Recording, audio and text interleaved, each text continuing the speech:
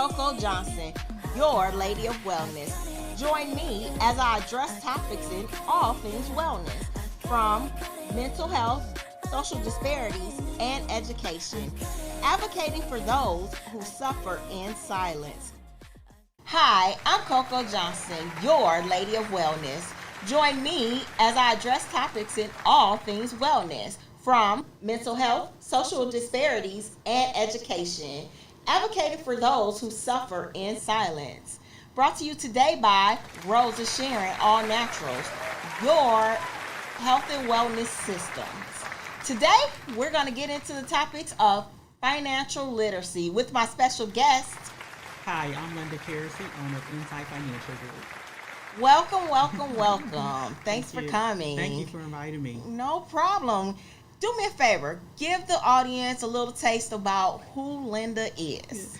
Okay, well, I am a fractional CFO. Most people do not know what that is. As Chief Financial Officer, aka an accountant.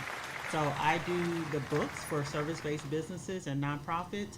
And the most thing I enjoy about that, I get to teach people about business literacy. Awesome. So what drove you into getting to financial literacy and furthermore helping other individuals with their finances? What's interesting, when I went to college, we were taught how to just do the books, submit the reports, but what I've learned is I actually have to teach people. I want them to understand what's going on, and particularly when I'm meeting with clients, my goal is for them to understand. So I always say, if you're in front of a shark, you can be ready to explain your numbers. So I really got into the literacy part just because there were so many people that would ask questions, and they would actually come to me and say, you know what, well, I don't feel comfortable asking my accountants that. Or even when I worked in corporate America, sometimes I would just struggle doing the work, and I found out because people were uncomfortable asking the questions. So I was like, man, there needs to be more classes on accounting. Yes, indeed. So you and I have a little bit of history.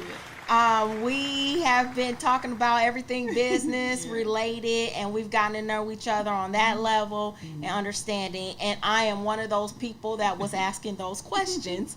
And so I thought it would be great for you to come on and talk about, how your finances match with wellness in your life. How do you pursue that? What makes it? Because a lot of us have what our parents did. Some of us have good structure there. However, some of us do not, and most of us, not most of us, but some of us have learned how the tricks and the trades just to survive. So can you give me some insights on that?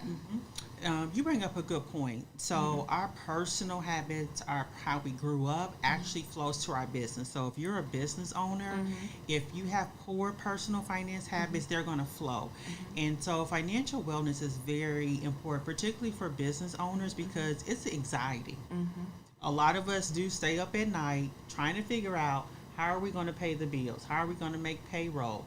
Even, how am I going to pay myself? And so financial wellness is very important for everyone, because I think a lot of people don't realize how much stress it causes you. And so there are just, mechanisms that you can do. First of all, just asking for help. That's the thing. Financial wellness also, I've seen people, it can cause depression. Of course, it can, your business can close, but it can end relationships. A lot of times business owners are not physically healthy. And so financial wellness is very key when you are running a business. Yes. Okay, I want to backtrack something. So you mentioned business owners, you mentioned depression, but I want to take it a step back. Before people decide, I want to go into business, personally, what have you ran into if a person just jumps right into the business scene without having that personal stuff together? It's a combination. Sometimes it can work out, but for the most part, if you jump in, it will cause you a lot of stress, because if you just leave your job without a cushion, then you're basically living on what I call client to client or order to order. So you want to make sure, unless it's a very stressful, if you're in an environment that's harmful to you, if you have to make that jump, make that jump. But just be aware, if you do just wake up and say, you know what, I'm gonna go straight into business without a plan. You need a plan. And one of the things is, how am I going to pay the bills? There's nothing wrong with that. How am I going to pay my personal bills? And you can get a part-time job. So when someone does something like that, or they're let go from their job, and they are like, okay, so what's my next thing to go about doing? As far as I've always wanted to open this business. I've always wanted to go on vacation. I always wanted to do this, but I was always scared to do so. And also I was told that, life without paying your bills, you're just gonna dead on the street. So how do you address people who come to you in that manner? I would say to them, be realistic. Is this actually a need or a want? Do you actually really need to take that vacation? Do you actually really need to start that business? So if you're in the instance where you are let go and you have to jump in, go for it. And you have to put your all into it. And just remember, there's nothing wrong with getting a part-time job. There's nothing wrong with, okay, you know what, I may have to sell my personal vehicle and take the bus. Also reaching out to resources. There's a lot of resources in the business community that can assist you regarding if you have to make that jump. So just use the resources you have so to alleviate some of that anxiety, because you will get it, because you'll start to feel that pressure when those bills are due. So when you say that, does one who say that they decide to go that route versus the traditional, or most people have, well, some people have cushion or support from behind, for those individuals that don't have support behind, you're saying go to get a part-time job and then continue to work on your dream. Is that what? Yeah, okay. I would say continue. You can, there's a different options. Part-time job.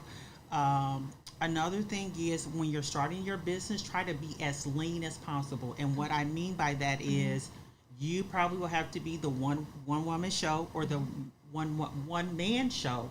Try to keep your expenses as low as possible, providing the best customer service, so that way you can pay yourself and possibly still put more money in your business. So that's another thing. Like, so you can go all in, but just be aware. Let me just kind of, in the meat, like for 6 months or a year, let me just, work it out, and I'll do everything so I can save some money. And it doesn't mean that you have to do every opportunity that comes along, but those are the things that you can actually do. Of course, there's business grants, line of credit, people have used credit cards, but I really suggest what we just talked about, part-time job, I heard one pastor, even looking in your house, what can you sell? It was amazing when he was going through the list. I was like, oh, we could sell this and do those things. So just thinking out the box. How can you get additional income without putting yourself more in debt? Nice. Okay, that makes sense. So let's take it a step further back. So when did you fall in love with financing? I actually, in high school, to be honest with you, accounting was the first class that I really enjoyed. And I think since I was, still in my introvert, it was like basically an accounting class. We sat to, we had our own tables, our own book. We didn't have to talk to each other, all those things. And then I took computerized accounting. And then from there, I've always enjoyed it. So let's move forward. So when you got the education, when you found out that you loved what you do, when did you decide that, hey, I want to help others understand and recognize that things are attainable, but at the same time being realistic, making them have the whole picture? It's interesting because I think as I got older, I realized there was something inside of me that says I wanted more. Like the accounting piece, I was like, I kind of had this down pat. Because those of us in accounting, once you do accounting in corporate America, it's pretty much the same at every company. But I'm like, I needed more. It's kind of the same routine. And so I volunteered to teach computerized classes to those over 50. And I was like, oh, I like to teach. And so that's where I really got to thinking, okay, you know what? I want to teach financial literacy. I want to, show people, in simple ways how they can manage their business finances. Nice. So when you were doing those classes, um, and you said the 50 and older crowd, so I can only imagine about what age they may be right now. Yeah. So those were the people that would stuff their money in their mattresses and not use bank systems. And when you found yourself talking and teaching these individuals, um, what do you think was like a positive outcome after the class for each one of them? And I think for them, it was just realizing that they can actually learn. I'm not too old. Oh, just because I don't have a degree, those just people. I don't want to say simple, but just the realization that I can learn this, and that's what all people want. They just want affirmation that I can do this. And so I think that's what they really got out of it, is that I can go do anything now. Nice. So have you done anything on the realms with teaching younger generations? I've done some volunteer work, like with Girl Scouts. I'm a 21st Century Scholar alumni here in Indiana, and so I've spoken to college students and high school students about managing personal finances. Because I know for me, in college, after college, I had issues just managing even my personal finances. So I just share stories with them, just being very realistic. Yes. So with that being said, with the younger crowd and teaching them about personal finances, even moving forward to adulthood and beyond, I'm sure you run into a lot of people that did not have that opportunity to learn those things. And when you do come across those, what are some simple things that someone can do to get started? That's a good question. I think the simple thing is just start looking at your bank account. A lot of us don't want to look at our bank balance because we just assume that balance is not where we want to be. But just to start looking at your bank balance, I think that's very key, number one. And then number two, for deciding, okay, what do I want to do with my life? What's the ending? Do I want to go on that vacation? Do I want to retire? And then set a plan for that. And of course, when you have a plan, it's going to change because maybe your job situation changes, family situation. So don't be so strict on yourself or hard on yourself. But I say just keep it simple. Start looking at your bank balance so you can start getting comfortable looking at the numbers and saying, okay, it's not where I want to be, but I can work for it. Because I feel like when you look at your bank balance and it's not where you want it to be, it's going to move you forward. And so when you're at, Kroger's and you want to buy that pizza, you'll be like, well, I already got something at home. So you start to make different decisions. So I hear budgeting. So budgeting, give us a simple tip or simple suggestion or tool that one could use when starting, even at any age. What is a good starting point for budgeting? I think for budgeting, so some people say, well, have a spending plan. Whatever you want to call it, just have a spending plan to actually say, write down, get a notebook, and say, okay, you know what, I'm only going to spend so much on meals and entertainment, so much on movies. A good example is we spend a lot of money on subscriptions like Netflix, Hulu, we got Disney. So start from there and say, okay, you know what, where can I actually start to cut? Or another thing is, where can I actually start to increase? So we focus so much on we need to cut. Let's see if we can actually increase our revenue. Oh, do I need to go beef up my resume? Do I need to talk to my supervisor, manager about my performance and say I've been getting a good performance the last 3 years. Is there a way for me to move up? So I would actually just start there, just very simple. Once again, be flexible, don't be hard on yourself, but just start writing. And I would pick one category. Okay. And say, you know what? For let's just say groceries, I only want to spend $100. Just start there instead of just trying to create this huge budget and then it gets overwhelming. But just pick one category. Okay. So here's the nice, not so nice credit cards. Yes. Let's talk about the basics of that. Mm-hmm. So this applies even personally, or say in future you want to become a business owner. Mm-hmm. How should you treat credit if you've never had credit? Mm-hmm. And I'm thinking generational. So like for those 60 and 70 year olds, most of them didn't so much rely on credit as far as in certain cultures. Yes. But they mostly pay cash with Yes. everything. Mm-hmm. So now fast forward in 2023, 24, sorry, you have, well, it's heavily based on credit. It is. So how do you, like, for someone in that category, how would one start establishing some credit, just because now they can't even find a place to live if they want to move out of their larger homes? Yeah, that's a good question. If you're first just starting off, I would suggest getting a secured credit card. Getting a very low limit, $500, and then you can work yourself up. So what's a secure credit card for those that don't know? Yeah, so a secure credit card, so you can actually have someone, what I call like co-sign for you, and where, once again, it just has a specific credit limit. You can only go spend this $500. So it actually, with a secure credit card, when you actually start to pay on that credit card, it actually shows up on your credit report, which is good because it's going to show up that you're paying things on time. So secured is the number one thing. And use that secure credit card as if it was a debit card. So every time you use that secure credit card, just go and pay it off. Okay. So you said something very interesting there, because I've been learning and I've been told that ditch the debit card and get a credit card, because debit doesn't necessarily help us. Yeah, and I hesitate with that because we're human. Yes.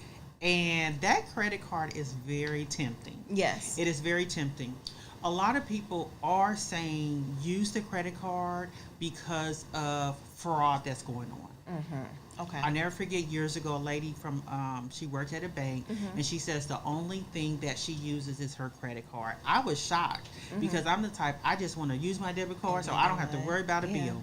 But she said just due to fraud, that in her opinion, it was better to use a credit card. So some accountants, financial advisors, they are recommending that. I don't see any problem with that. As long as you have something on your calendar to say, okay, I'm going to pay it off at the end of the month. Nice. So fast forward. I know we've been all over the place, but I think this is good because you get a little bit of the idea of how people used to do things to how things are now. And things are so much ingrained of the tap.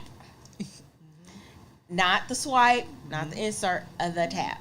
So could you talk a little bit about these cashless point of systems as well, on a basic level? Because I find that some of people I deal with, older generations, they're mostly want to deal with check and cash. Yes. But they're slowly, because they got grandkids, want to do Cash App. And then on the flip side of that, you have what you were talking about, the fraud and things of that nature. So for those of them that are out there that want to use cashless systems, where would be somewhere they would start, and what will be some security measures that they should always look out for? Yeah, that's a good question. So I think you first start with your bank to see what systems they have that are possibly free and that are user friendly for your customers. So I think you first start with your customers, like you said, figure out, okay, are they paying by check, cash app, Zelle, those type of things. I would say when you're looking at those different options, look at the security, because you don't want your customers' information to be stolen. Number two, you want to verify if the money that you are going to receive is actually protected by the FDIC. Yes. So Cash App is not protected by the FDIC. What that means is,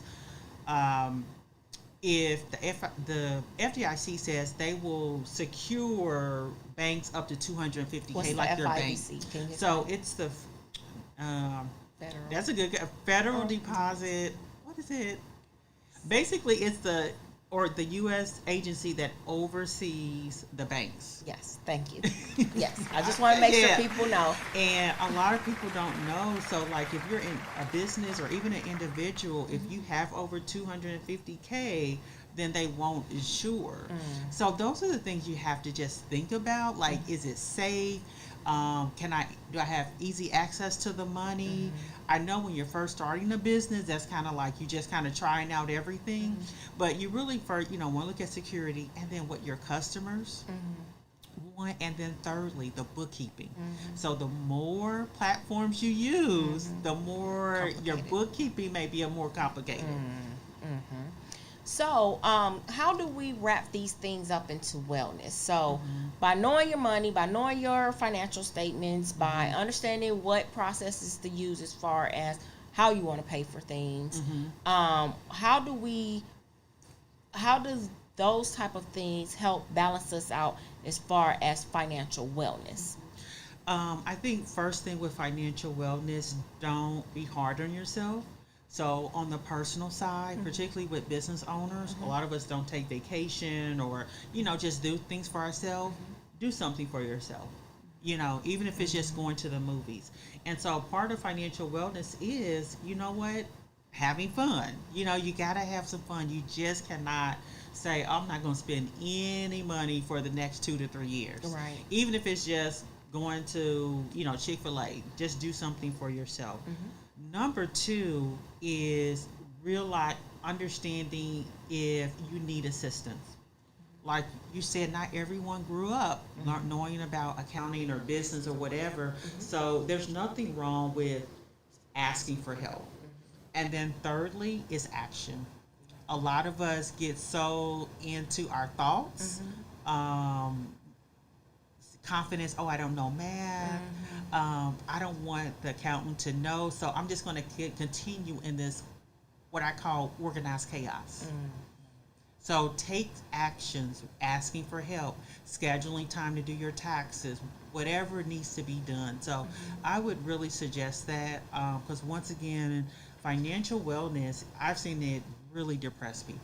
I mean, it really does. And it just you start to really close off and not even interact with other people.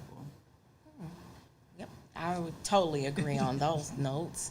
So tell people more about some of the things that you are working on as far as with your business. I know you do some video lives and you do the education piece as far as teaching and schooling in the business sector. But tell us a little bit more about what you do. Okay, sounds good. So definitely you can check me out on Tuesdays and Thursdays on YouTube and LinkedIn and Facebook.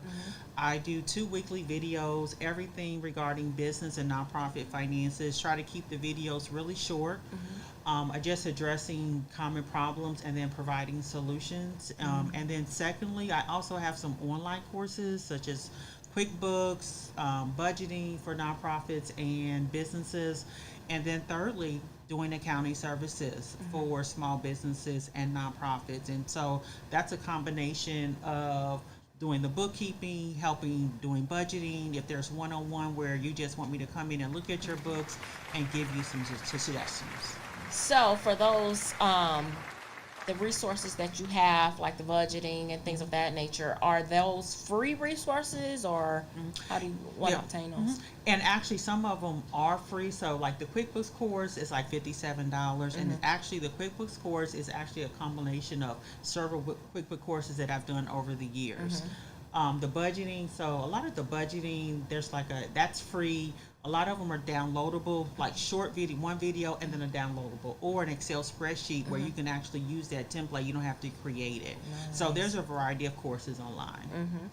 And so real quick, so if someone wants to, the basic business owner, let's get to that, because it's a lot of people popping up, especially after the pandemic. Everybody has a business.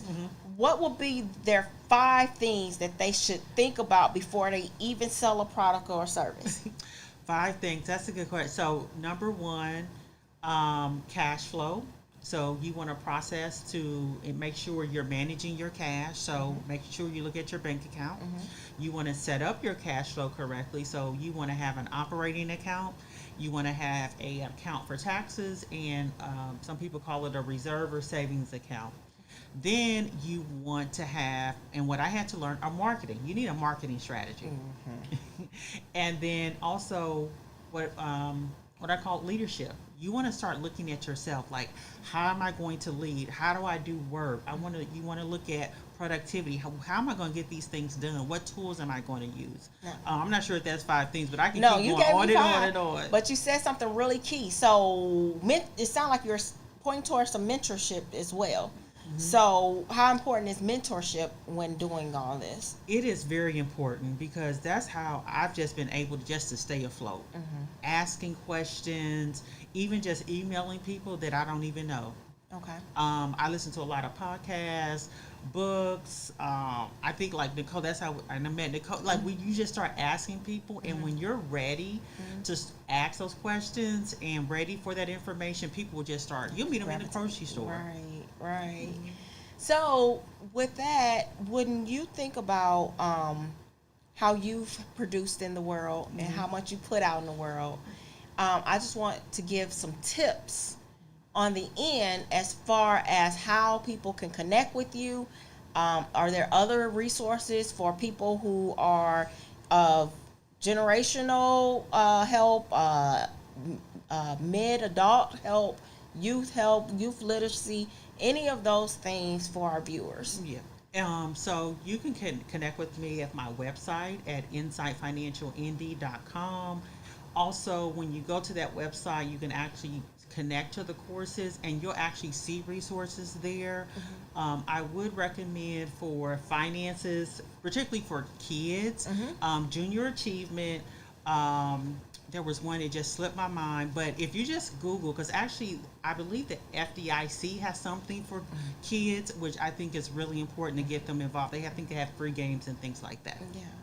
And also, do you work with CLD? I thought you worked with CLD. No. Okay. Well, they have one as well. Yeah. Okay. Yeah, CLD has one as well.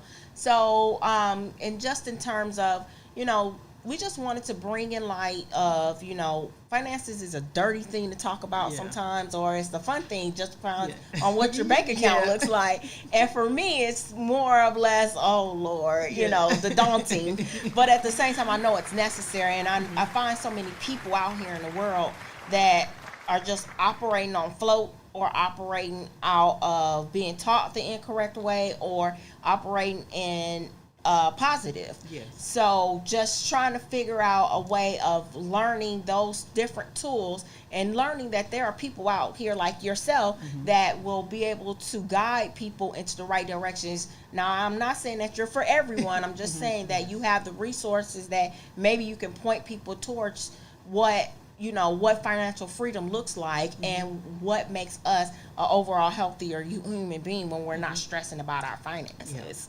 So I want to thank you today for coming in and being on this show. And we want to wrap this show up with any last words. I would say action. Take action. So write down one thing that you would like to do regarding your financial wellness, whether that is reading a book, looking at your bank account, creating a spending plan for one category. Great. So this concludes our show. Thank you. And we'd like to introduce our sponsors, Rosa Sharon All Natural, the overall healthy complete system. And also, we'd like for you to join us and tune in and subscribe to our YouTube channel. But be sure to click on our next episode as we go into other things, all things wellness. Thank you today.